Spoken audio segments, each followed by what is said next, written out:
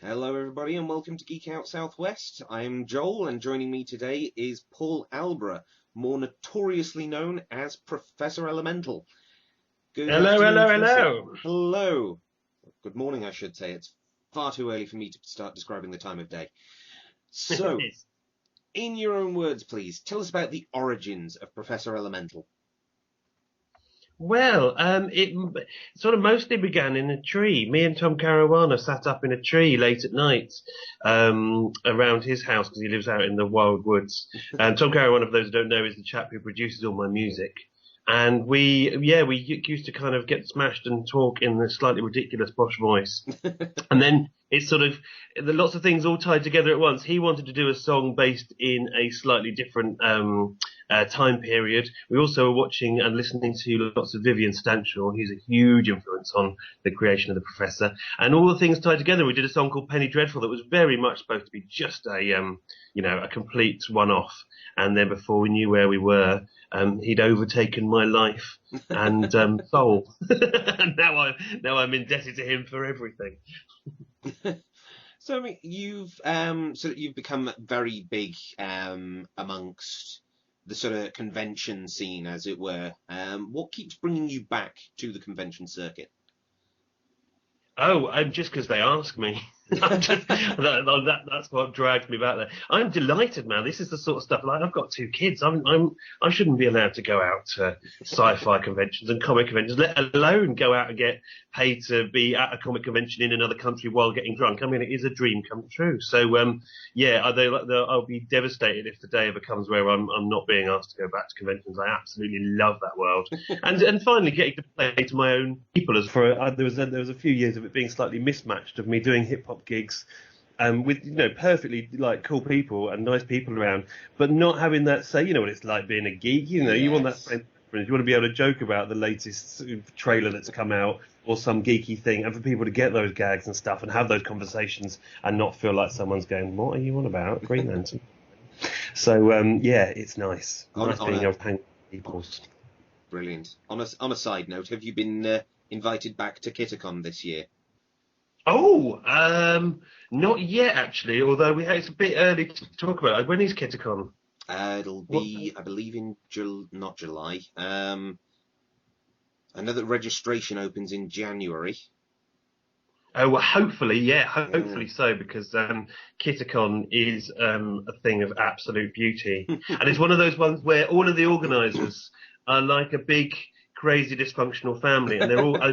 I think the brilliant matiness of all of the organisers and the kind of passion that they throw into every single element of it really shows. And with things like that, it really sort of trickles down to the rest of the convention. Some of the more sort of soulless ones, like Comic Con, that are basically just a big corporate entity. You can tell they're a big corporate entity, and they kind of lose something of that. But the ones that are done by the fans, for the fans, with everybody being on a level, they're the super exciting ones. So yeah, KitterCon, and there was one I did in Ireland called ArcadeCon in Dublin, and that had a similar sort of feel, just like all mates together making something spectacular.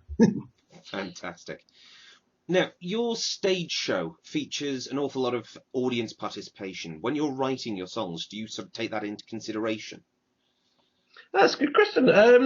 Recently, I have done with a couple of tunes. I thought, this would be quite funny to make someone play kazoos to this song.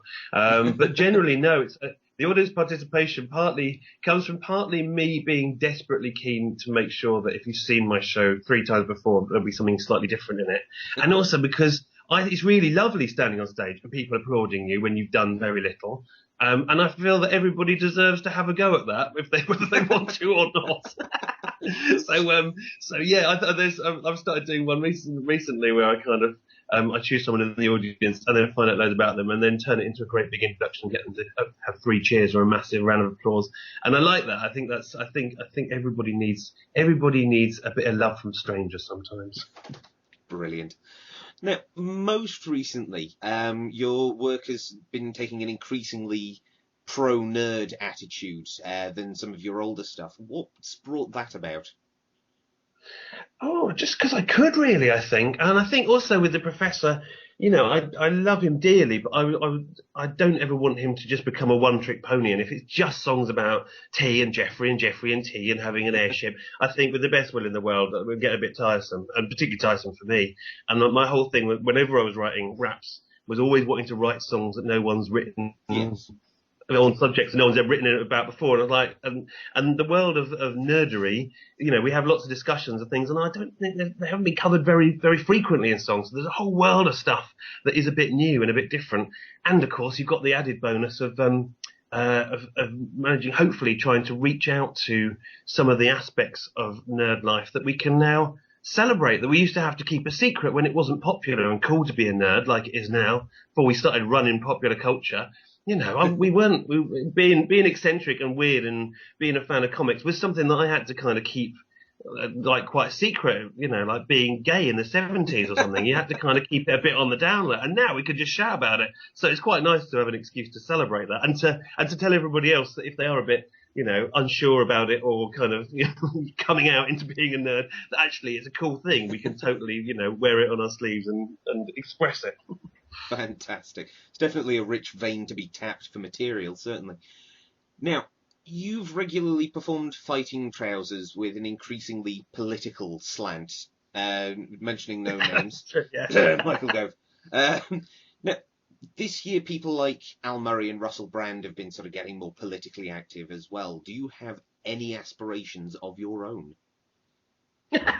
Yes, I should be in charge of everything. Will we see Prime Minister Elemental anytime soon?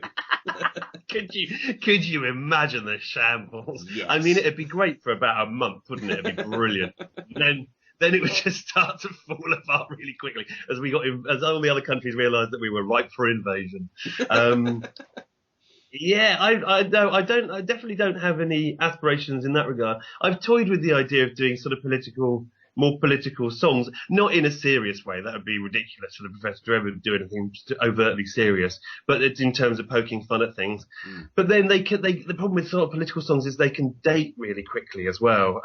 So I tend to kind of use the political side of stuff on stage because I grew up in an age of like brilliant alternative comics, and I've got a platform to kind of rant at people with as well. So I really like shoehorning a bit of political stand up into the professor's show, even when it's wildly inappropriate and sometimes doesn't go that well. I feel like it's important, if you've got a platform to shout at people, that you should occasionally use that to highlight certain things that might be going on, or show your favour or your disgust for things. And particularly, we're at a devastatingly horrible time with the Tories just ripping apart all of the things that I hold dear, whether it's NHS or libraries or the arts or care for disabled people. Like it's genuinely quite a serious time out there. So while you don't want to let that overtake all your songs about tea and shenanigans and monkeys, I think it's important to kind of stick your hand up and go, hang on a minute, this is shit. Everybody, look at what's going on over here. This is awful.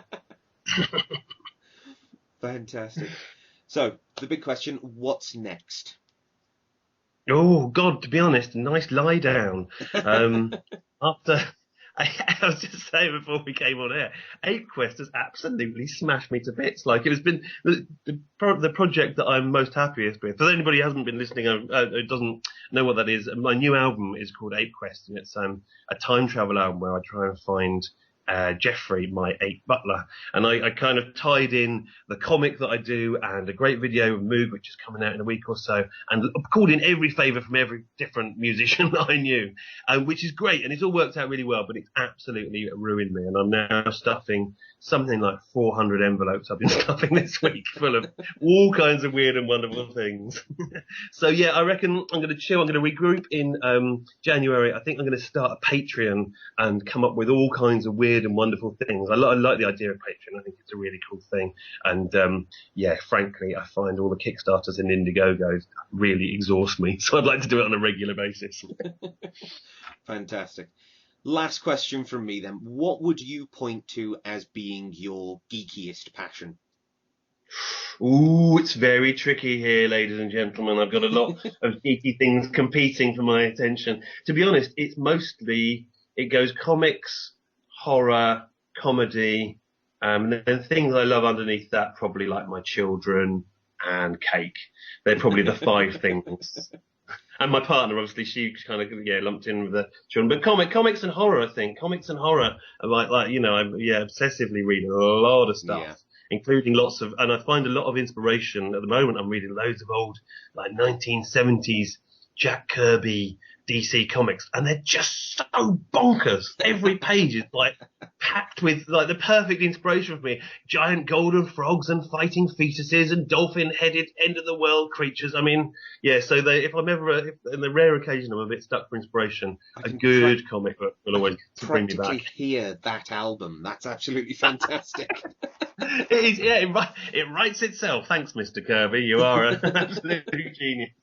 Oh, and I'm writing just on the side, I'm writing, and have been for a couple of years now, an anthology of Professor Elemental-based horror stories, trying desperately to tread the line between comedy and horror and see if I can actually do both. So I'm listening to loads and loads of old Radio 4 horror plays, most of which are hilarious.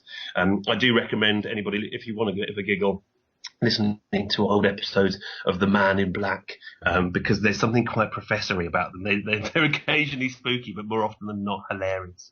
So that's my two nerdy passions. What about you? What are your absolute what floats your boat as a gaming comics? What's your thing? Biggest nerdy passion for me, if we're turning the spotlight back on me, it's got to be a combination between writing, which has been a sort of a very recent discovery thanks to Tim, my writing partner on the site, but really that got kicked off when I discovered Dungeons and Dragons at university. I kind of threw myself bodily into it. Every book I could get my hands on, every facet of it, every sort of, from the lore to the rules, every part of it, I wanted it to be a part of me, and it's become like my that's my go-to, and I've become something of a go-to for other people about it. I'm becoming something of a knowledge about it. That's lovely, man. That's great. And is that sparked off writing with you in terms of do you write stuff that is related to Dungeons and Dragons, or have you just, has it spiraled off into kind of enjoying the creative side of writing generally? I mean, it's definitely spiraled, but I got started with a series on GeekOut Southwest entitled DMing 101, where I sort of ran through how to sort of turn these books full of numbers and tables and things into a story without it sort of boring, 4 to 6 of your closest friends, and sort of keeping people engaged. I suppose there's things you take out and things you leave, isn't there? Yeah. My ultimate goal as a DM is to make one of my players cry, and I got so very close with a glorious description of a room in a sort of horror setting, where this man had been crawling through the eviscerated carcasses of his friends for the last 4 years, and he'd gouged his own eyes out. Oh, that's beautiful. You see that? There's a lovely crossover. I do know what you mean. There's something about that, and that's what I like about horror. It provokes like this, one of the strongest emotions, either horror or comedy. They provoke an actual physical reaction at their absolute best, and I think that can be quite, whether it's just the sheer relief of getting it over or the terror of being involved in that world. I think it can be a beautiful thing, climbing over the eviscerated corpses of your friends. Although I will say, in terms of atmosphere building, nothing quite builds up a horror atmosphere like having a sanity mechanic based on Kaplunk. Yes, I can imagine. Gradually losing your marbles in a very literal sense can really build the tension at a table. Well, I think the same with both you and me, and this is kind of possibly a good tip for anybody who's kind of dabbling in creative stuff. I found that the Professor helped my creativity no end, because when you've got loads of random ideas bubbling around in your head, as a lot of nerdy people do, having a lens to focus it all through really helps. Much as I write about sort of nerdy stuff in songs, or I'm writing a book on horror stories, they're all focused through this lens of the Professor. And the same with you. It sounds like Dungeons and Dragons is, the lens which you focus a lot of your creativity through. And I think that's a very useful thing. It's not the be all and end all, but once you get that little thing to hook onto, it can be really useful. Fantastic. Well, Professor Elemental, thank you very much for joining me today. Ladies and gentlemen, this has been Paul Alborough talking to me, Joel Smith, at Geek Out Southwest. Thank you very much. Lovely chatting to you. See you soon. Thank you. Oh, hang on. Do come and check. Well, just, you've got to do the QVC bit, haven't you? That's essential. Yes. come and buy all my new gubbins at professorelemental.com. There's all comics and albums and all sorts of that sort of nonsense. But please do buy it, and then my children won't have to eat condiments for dinner. Thank you. Links will be included in the article and in the description on YouTube. Ladies and gentlemen, thank you very much. Cheers, bye-bye.